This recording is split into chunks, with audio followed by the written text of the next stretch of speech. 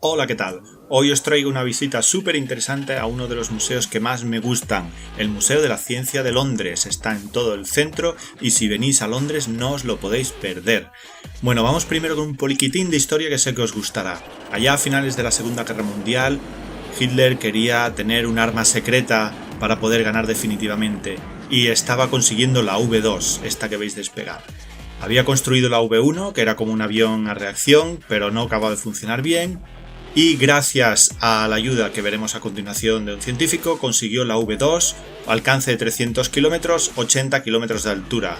Era un arma única para la época, con un despliegue muy rápido en campo de batalla y que disponía de todos los avances tecnológicos que hoy en día también se usan en los cohetes, como el oxidante, el combustible líquido y demás. Fue un desarrollo de Wernher von Braun, que más tarde desarrollaría también la carrera espacial americana, junto con su equipo que también se llevó de Alemania.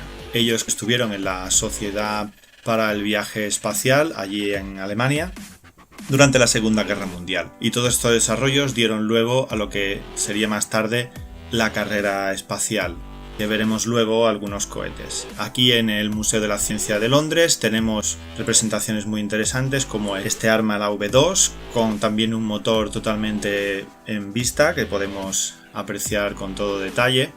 Y luego también podemos ver también las partes generales del cohete y todos sus detalles de vuelo. Tenemos también la parte de las bombas mecánicas o por ejemplo la parte para el guiado mediante los alerones de grafito que van colocados en la parte de abajo del cohete por donde salen todos los gases de escape y de esa manera se puede guiar el cohete a su destino. Tenía 2 giroscopios, también algo muy avanzado para la época, que es básicamente lo que tienes en tu móvil para el GPS, pero de su época. Y gracias a eso el cohete podía dirigirse con bastante precisión y cuando llegaba a su destino un temporizador hacía que se desconectara y cayera ya en el sitio que se había determinado.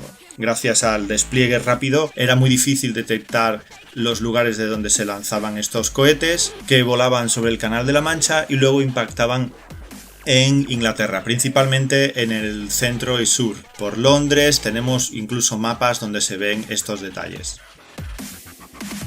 Cuando se acabó la Segunda Guerra Mundial, rápidamente los americanos, ingleses y rusos se dedicaron a fichar los alemanes para desarrollar la carrera espacial, incluido también el proyecto Apolo, con los aterrizajes en la Luna.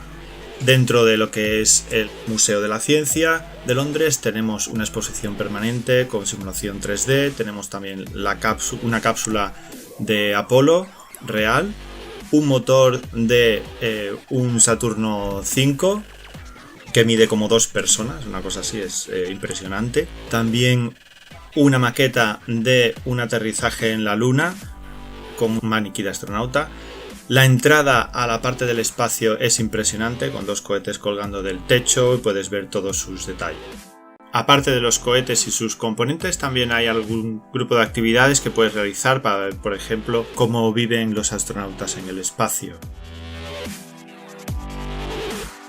Suelen traer también novedades como esta sonda, la Bepi Colombo, que será lanzada este octubre, posiblemente de 2018, hacia Mercurio y que tardará unos 7 años en llegar allá. También en la parte del espacio puedes ver muchas más piezas, equipos, sondas. Hay también un globo que simula un planeta en el que te van explicando diferentes cosas. Desde luego no te vas a aburrir y lo recomiendo siempre. Este Museo de la Ciencia aquí en Londres tiene también otras 4 plantas llenas de actividades y displays. Yo os recomiendo que vengáis y que lo disfrutéis. Os dejo más abajo los horarios así más interesantes, algunos trucos y otros enlaces de interés. Hasta pronto.